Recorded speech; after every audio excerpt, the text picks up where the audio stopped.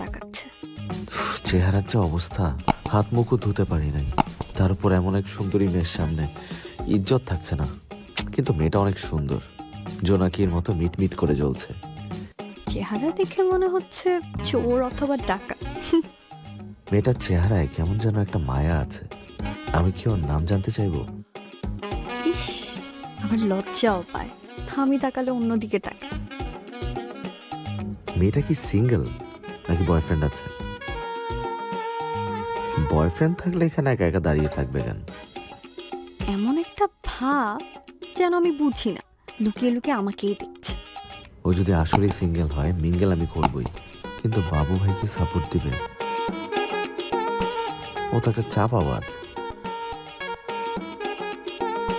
পোড়াবে। কথা বলে না, লজ্জা পায়।